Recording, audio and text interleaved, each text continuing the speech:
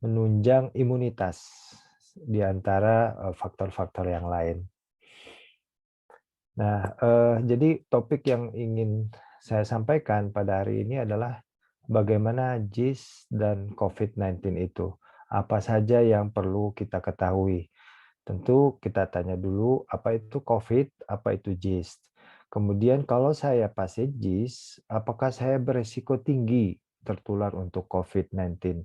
Kemudian bagaimana cara melindungi diri dari COVID-19? Dan bagaimana cara menjaga atau meningkatkan imunitas supaya terbebas atau kebal dari COVID-19 ini. Dan yang sekarang sedang marak adalah vaksin. Vaksinasi COVID-19 itu apakah aman untuk JIS, apakah efektif? Nah, kita mulai dulu dengan COVID-19.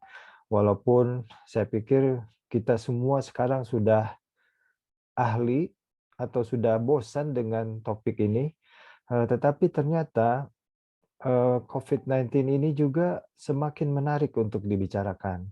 Dalam arti dia mempunyai kemampuan untuk berkembang, kemampuan untuk berubah.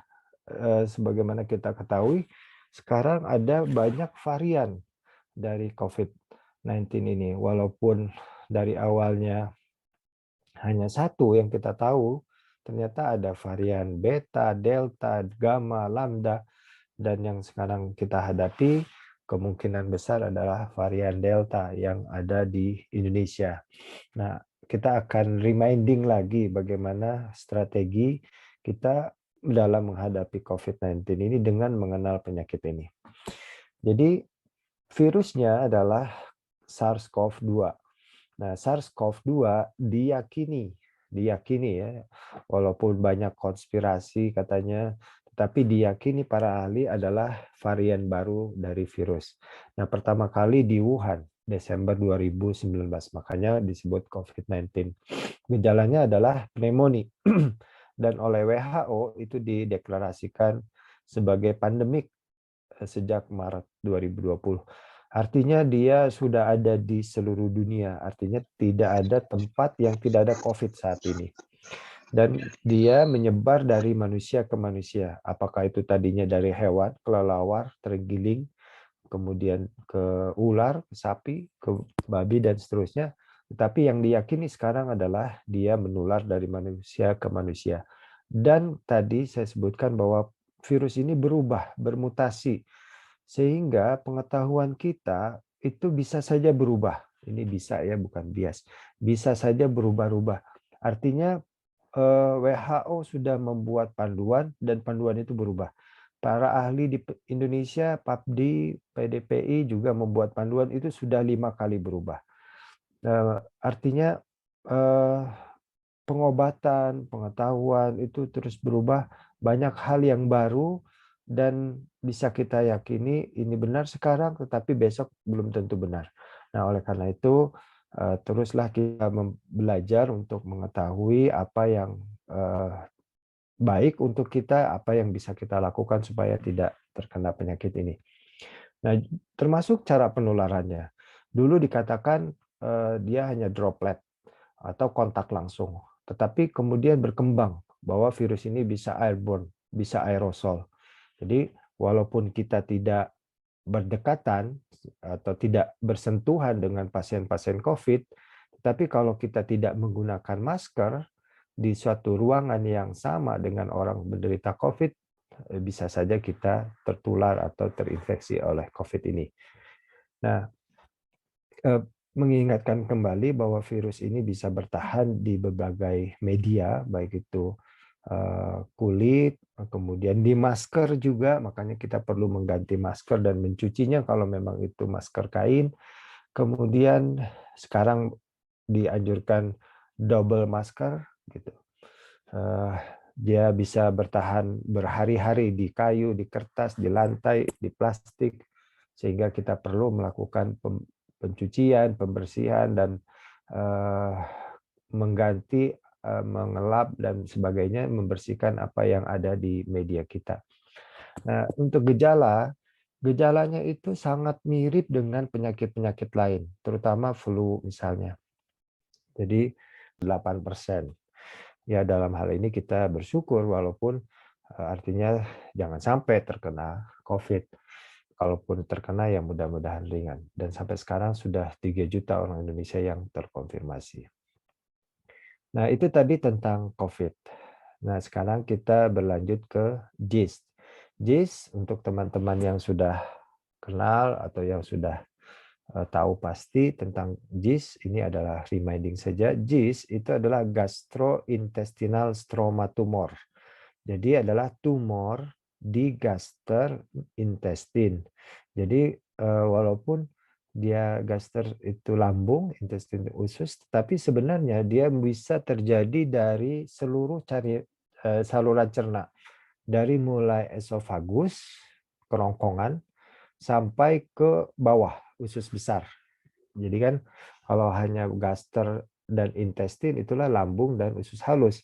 Tapi sebenarnya dia bisa dari esofagus sampai ke kolon dan rektum, sampai ke usus buntu pun bisa. Yang terkena adalah jaringan ikatnya. Nah, yang paling sering memang adalah lambung sekitar 70% dan intestin itu sekitar 30%. Nah, penyakit ini disebut juga penyakit langka sebenarnya. Hanya 1% atau 3% dari kanker usus. Jadi walaupun disebut tumor, dia sebenarnya adalah tumor ganas, jadi kanker. Sifatnya seperti sarkoma. Kejadian di seluruh dunia juga kecil, jadi hanya 1/100 orang per tahun. Jadi kalau penduduk Jawa Barat itu 50 juta, berarti diperkirakan, ini perkiraan. Jadi sekitar 50 orang per tahun di Jawa Barat ini akan menderita JIS. Ya kira-kira begitu, paling banyak. Nah, gejalanya adalah tentu berhubungan dengan pencernaan. Jadi mual, muntah, nyeri perut, perut kenyang, itu paling sering. Dan JIS ini sifatnya rapuh, berdarah gitu, mudah robek. Jadi biasanya sering pasiennya anemi atau mengalami perdarahan, baik itu dari buang air besar berdarah ataupun melena. Kemudian yang harus ingat juga bisa saja dia non-spesifik 70%.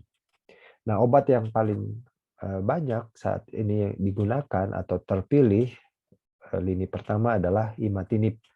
Makanya bergabung dengan LGK karena obatnya mirip. Nah, dosisnya adalah 1 kali 400 mg, tetapi bisa ditingkatkan 600, 400. Nah, walaupun imatinib ini merupakan pilihan pertama, tetapi bisa saja terjadi resistensi, maka digunakan obat-obat lain, antara lain sunitinib, regorafenib, avatrombopag, dan sebagainya. Nah, yang harus diingat di sini adalah bahwa JIS itu tidak respon terhadap kemoterapi. Ini sebenarnya kabar baik, tetapi juga kabar buruk sedikit. Kabar baik artinya begini, kalau kita menggunakan kemoterapi itu lebih toksik dibandingkan dengan terapi target, dibandingkan dengan imatinib. Karena kemoterapi itu akan menghancurkan sel-sel yang normal juga, termasuk sel darah putih atau sel limfosit yang fungsinya adalah untuk daya tahan tubuh. Makanya orang-orang dengan kemoterapi itu relatif daya tahan tubuhnya lebih rendah dibandingkan dengan orang yang mendapatkan terapi target atau terapi imatinib ini. Dan itu menjelaskan kenapa pasien-pasien atau teman-teman yang menggunakan imatinib itu relatif tidak mempunyai efek yang seberat orang yang dengan kemoterapi. Nah, tapi tetap saja walaupun dia mempunyai efek samping yang ringan, pasien-pasien yang menggunakan terapi target itu mempunyai resiko untuk COVID. Tadi sudah dijelaskan. Ya. Nah, apa yang mesti dilakukan supaya kita terhindar dari COVID ini? Yang pertama, yang paling sederhana adalah ini. Ya, sekarang dulu 3M, sekarang 6M. Ada lagi 7M, ya banyak M-nya.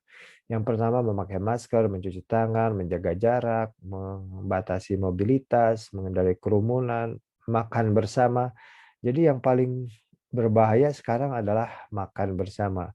Karena pada saat makan kita tidak menggunakan masker, itu yang, menyebabkan